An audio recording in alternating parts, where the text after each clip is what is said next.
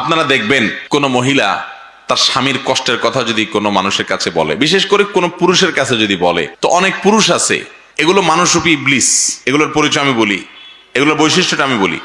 এগুলো আছে, ও মহিলাকে বলবে, হয়তো পর্দা করে না, বেপর্দা, মহিলাকে বলবে, ভাবি আপনার মতো সুন্দরী মহিলা এই লোকটার সাথে আসলে মানায় না, আপনার বাপ মা যে কি বুঝে তার সাথে বিয়ে দিল, আহারে আপনার জীবনটা শেষ হয়ে গেল। এটা হলো সাক্ষাৎ ইবলিস। যদি ইবলিস দেখতে চান ওই লোকের দিকে তাকাবেন। ইবলিসের সুরত হয় সে ধরছে, আর নাহলে ইবলিস তার উপরে ভর করছে, দুটার একটা। কারণ বিয়ের পর একজন নারীকে এই কথা বলা মানে হলো তার সংসারে আগুন ধরায় দেওয়া। ঠিক একইভাবে পুরুষকেও এসে দেখেন অন্য কোনো মহিলা কিংবা তার কোনো পুরুষ বন্ধু দেখবেন এরকম উস্কানিমূলক কথা বলবে যে ভাই আপনার মতো রাজপুত্র ছেলে, আপনার জীবনে কত ভালো ভালো ছেলে পাওয়া যাইতো, ইস আপনার জীবনটা বহুত কষ্টে যাচ্ছে ভাই, খারাপ লাগে ভাই আপনার জন্য। এরকম এরকম ভালো মানুষ সাইজা অনেক লোক আছে কি আসে না? আপনি বুঝবেন যে এটা এক নম্বরের ইবলিস। এটা আমাকে ফুসলাচ্ছে, উস্কাচ্ছে আমার স্ত্রীর বিরুদ্ধে আমাকে।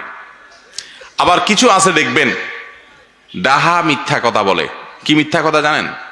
আইসা বইয়ের তারিফ করবে, এমন তারিফের তারিফ, এগুলো আরেক অমানুষ।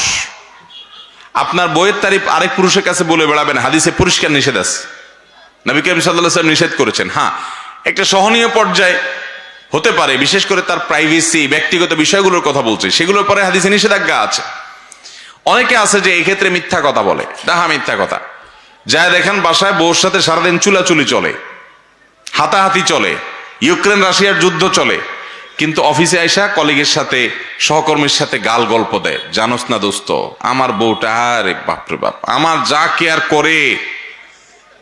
ডাহা মিথ্যা কথা। এবার যে বেচারার কাছে বলে, ওই বেচারা একটু সোজা সরল বোকা শোকা, তখন চিন্তা করে হায় হায় রে আমার কপালে তো এরকম হইল না, আমার বউটা তো এরকম করে না।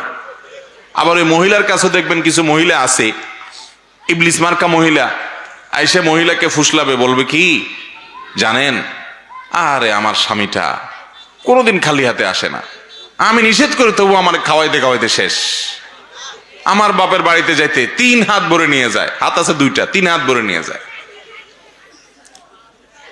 কোনোভাবে তারে আমি বলেও নিষেধ করলেও সে থামে না, শুনে না, এইরকম আদর করে আমারে।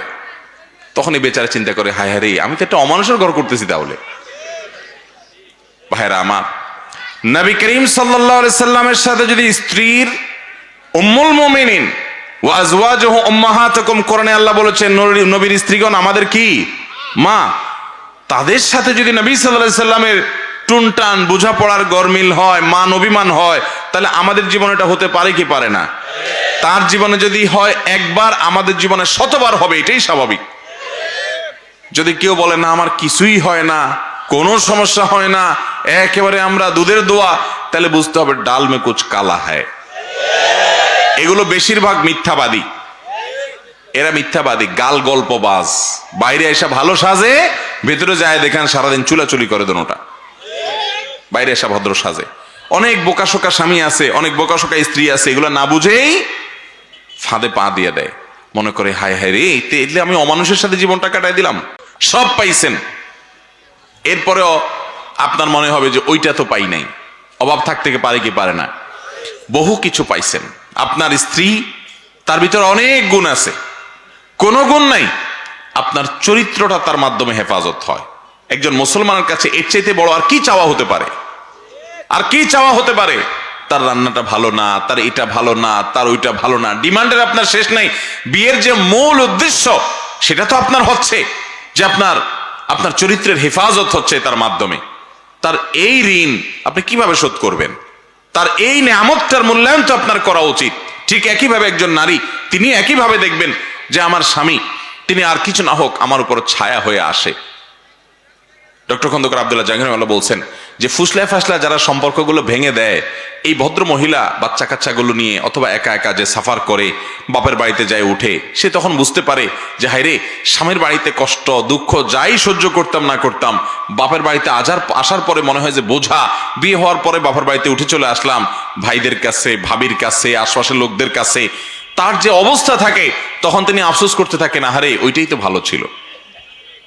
উস্কানিদাতাদের কাউকে তখন খুঁজে পাওয়া যায় না।